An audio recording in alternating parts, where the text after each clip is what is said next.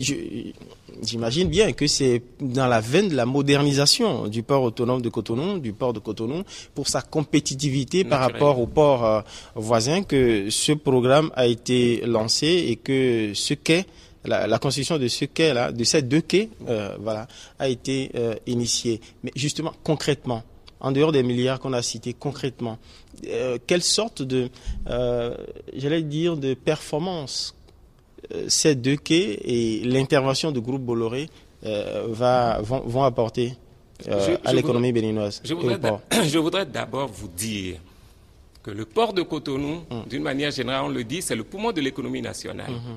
Plus de 80% du trafic du Bénin, c'est généré par le port de Cotonou. Donc vous voyez l'importance de ce port. Et le gouvernement accorde une importance particulière à ce port. Vous avez compris, j'étais passé déjà sur les plateaux ici pour vous expliquer un tout petit peu les raisons pour lesquelles il y a eu d'ailleurs la création de ce ministère. C'est l'importance que le chef de l'État accorde à ce secteur qui fait qu'il y a eu ces réformes. Il faut absolument moderniser ce poumon de l'économie nationale. Vous savez, un port, d'une manière générale, doit présenter un certain nombre de qualificatifs de disposition. Nous voyons un peu ce qui se passe dans les pays développés. Vous savez, avec l'actuel port, nous avons quelques engorgements. Il fallait alors mettre au point d'autres infrastructures, naturellement des infrastructures modernes. Et là, je vous dis, déjà, les quais qui vont être construits par MCA, à ce niveau, nous allons draguer la mer jusqu'à -15. Cela veut dire tout simplement qu'on pourrait recevoir de plus gros bateaux.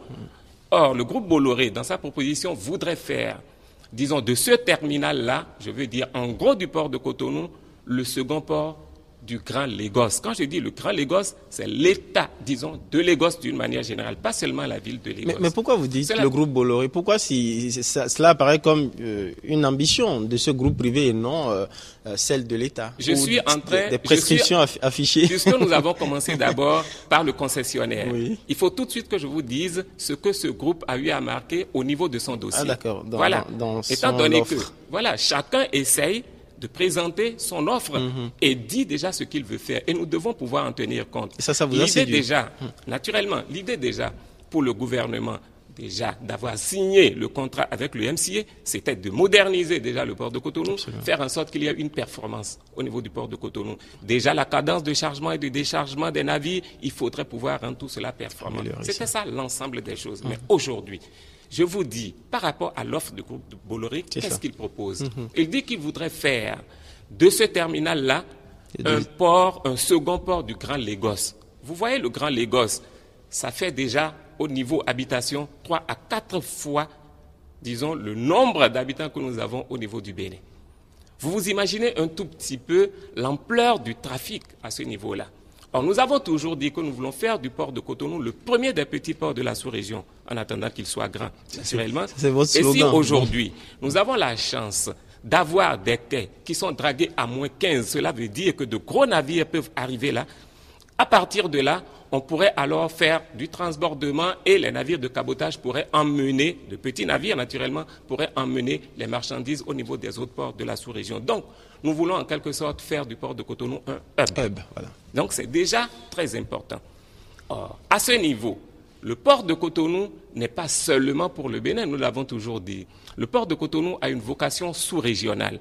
Le port de Cotonou doit pouvoir desservir le Niger, le Mali, le Burkina Faso et même le Tchad, aller un peu plus loin. Il faudrait alors, après cette modernisation, que nous fassions en sorte que les trafics de tous ces pays puissent naturellement passer par le port de Cotonou. Or, de plus en plus, les marchandises sont conteneurisées. Nous sommes limités avec les infrastructures actuelles. Nous faisons, en gros, nous faisons 350 000 conteneurs. Alors là, ce qui est proposé de l'autre côté par le groupe Bolloré, c'est que le groupe voudrait pouvoir amener juste au niveau de ce terminal 450 000 conteneurs là. Et vous vous imaginez, quand on fait 450 000 conteneurs plus 350 000 conteneurs, nous allons déjà à 800 000 conteneurs. Ce qui est très important pour nous. Et c'est là, vous voyez un tout petit peu le gain que le Bénin pourrait avoir parce que les infrastructures qui sont là actuellement continuent de marcher normalement. Et je vous dis une fois encore, gérées par le port autonome de Cotonou.